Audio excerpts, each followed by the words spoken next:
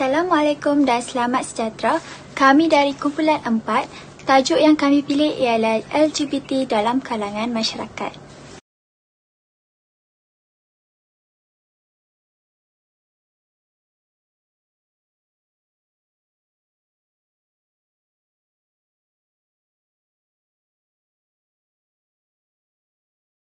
Sejak akhir-akhir ini, kegiatan LGBT semakin berluasa.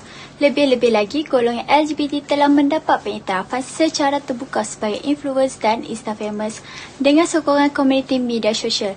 Penggunaan media sosial dalam kalangan remaja membuatkan golongan LGBT semakin dikenali. Hal ini terjadi kerana pergaulan bebas tanpa batasan yang menyebabkan remaja pada masa kini lebih terjerumus ke arah kegiatan tingkah laku yang tidak bermoral. LGBT ini boleh dibahagikan sebagai lesbian, gay dan bisexuality.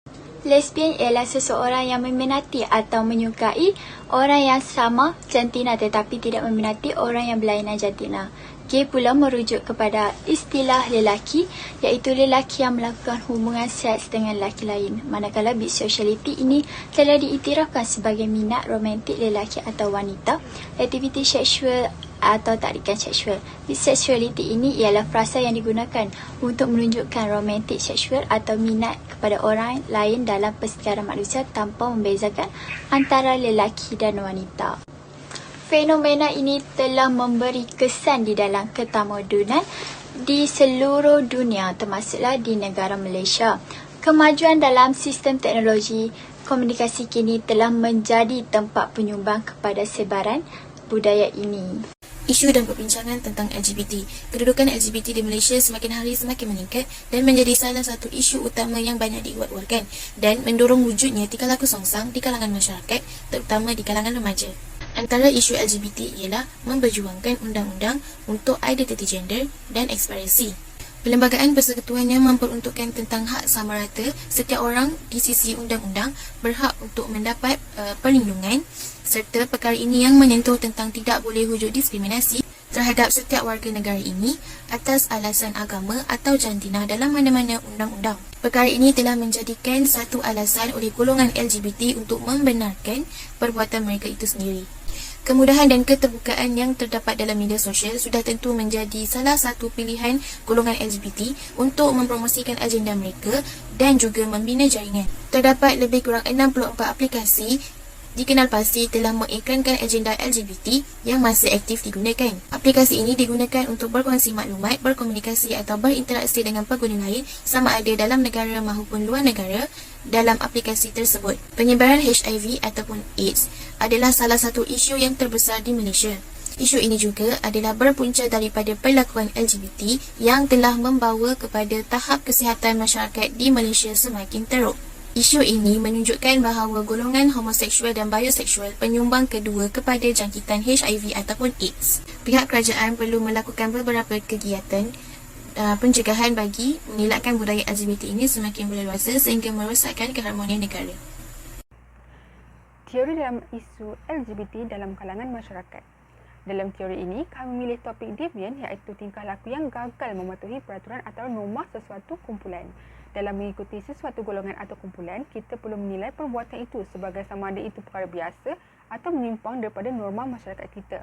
Ini disebabkan kadang-kadang perkara yang kita anggap normal, tetapi perkara tersebut akan kelihatan aneh apabila dilakukan dalam masyarakat kita, di mana di situ deviant telah berlaku. Jadi, kaum LGBT termasuk dalam deviant atau disebut juga kelompok yang menyimpang disebabkan nilai-nilai dan segala bentuk perilaku tidak dapat disesuaikan dengan masyarakat di negara kita. Dalam deviant terdapat teori jenayah dan penyelewengan, di mana di bawah satu teori ini terdapat 3 teori di bawahnya iaitu teori biologi penyimpangan, teori sosiologi penyimpangan dan teori psikologi penyimpangan. Oleh itu, kami memilih teori sosiologi penyimpangan untuk dihuraikan. Dalam teori sosiologi penyimpangan, perbuatan LGBT adalah hasil dari pengaruh dengan melihat latar belakang sesuatu kumpulan tersebut ataupun sebenarnya mereka ni telah terdedah dengan perkara-perkara tersebut yang menyebabkan mereka ingin melakukan perkara itu.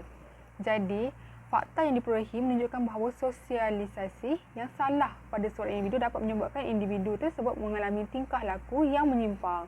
Dalam teori sosiologi penyimpangan ini, terdapat teori anomi, teori ketegangan, teori kawalan, teknik penetralan, teori transmisi budaya dan teori pelabelan. Dalam teori kawalan, hubungan sosial di kalangan masyarakat adalah sangat penting dalam menentukan tingkah laku mereka. Apabila seseorang tidak mempunyai kawalan sosial, ia boleh menyebabkan penyimpangan dan mereka akan bebas melanggar kehidupan mereka seperti isu LGBT yang telah berlaku di negara kita. Menurut Travis Hirschi, kita semua berpotensi untuk melakukan perbuatan menyimpang. Oleh yang demikian, perkaitan teori kawalan ini akan menyebabkan masyarakat lebih berhati-hati dalam melakukan setiap perkara kerana kepatuhan mereka terhadap apa yang telah mereka pelajari atau didikan dari kedua ibu bapa. Sebagai contoh, agama Islam sangat menghalang umatnya dari terjerumus dalam isu LGBT ini. Menurut psikologi pula, mereka yang mempunyai kawalan diri yang lebih rendah cenderung untuk melakukan jenayah LGBT ini berbanding mereka yang mempunyai kawalan diri yang tinggi. Cadangan yang perlu dilakukan untuk membanteras golongan LGBT ini ialah pihak berkuasa perlu memainkan peranan iaitu dengan mencegah golongan ini dari diiktiraf di Malaysia kerana ianya perbuatan yang akan merosakkan kepercayaan dan ajaran agama bagi individu tersebut.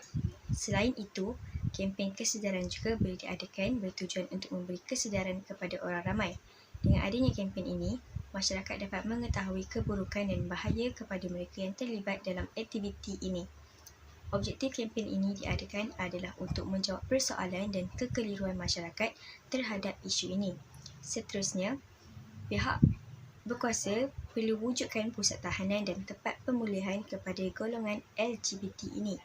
Ini adalah bertujuan untuk merawat dan membimbing mereka yang sungsang ini ke arah kebaikan dan demi kesejahteraan hidup mereka.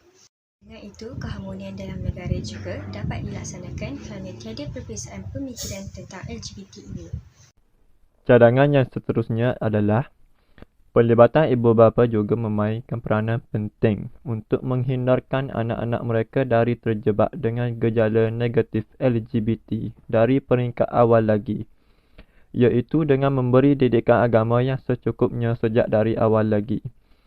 Ini kerana rumah adalah sekolah pertama anak-anak dan sebagai ibu bapa adalah tidak wajar untuk kita menyerahkan tugas untuk mendidik anak-anak tentang agama kepada guru di sekolah. Bagi yang beragama Islam, biasakan mereka dengan cara hidup berlandaskan Islam. Jika remaja menjadikan agama sebagai panduan hidup mereka, sudah pasti mereka akan terhindar daripada terjebak dengan kegiatan tidak bermoral. Ibu bapa juga boleh menangani masalah sosial dengan mengawal aktiviti yang dilakukan oleh anak-anak mereka, seperti mengambil tahu dengan siapa anak mereka berkawan dan apa yang mereka lakukan ketika keluar bersama. Zaman sekarang, penularan masalah LGBT boleh dikatakan berpunca dari pengaruh rakan sebaya. Malah ini juga terjadi disebabkan perasaan ingin mencuba yang tinggi dan boleh menjerumuskan mereka ke lembah masalah LGBT dengan mudah jika mereka tidak mampu mengatasi masalah sosial.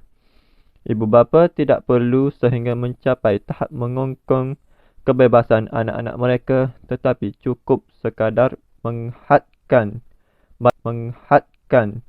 batas-batas tertentu seperti pergaulan anak-anak mereka dengan kawan-kawan. Kesimpulannya, kegiatan LGBT di kalangan remaja telah membawa impak yang buruk bukan sahaja di luar negara, malah di negara kita sendiri. Hal ini kerana budaya LGBT merupakan pemikiran atau tingkah laku devian yang sememangnya menyimpang daripada norma masyarakat di Malaysia, terutama apabila ia melibatkan isu berkaitan agama dan budaya di negara kita.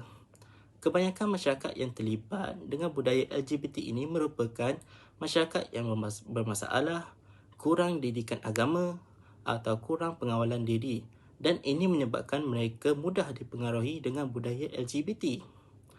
Walaupun kerajaan tidak meluluskan kegiatan LGBT ini atas sebab agama dan ketidaksesuaian kegiatan ini dengan norma budaya di negara kita, budaya LGBT ini masih lagi dapat dibawa masuk ke dalam negara kita sehingga ianya menjadi suatu isu yang rumit dan utama di negara kita ini. Akan tetapi, kerajaan telah melakukan beberapa kegiatan pencegahan bagi mengelakkan budaya LGBT ini daripada semakin meluas dan dapat dicegah daripada berleluasa sehingga mengganggu keharmonian di negara kita. Ini disebabkan agar masalah ini dapat dibendung dengan lebih awal lagi supaya ianya tidak menjadi satu budaya yang merebak ke dalam masyarakat kita dengan lebih meluas, terutama golongan muda yang bakal menjadi pemangkin masa depan negara kita.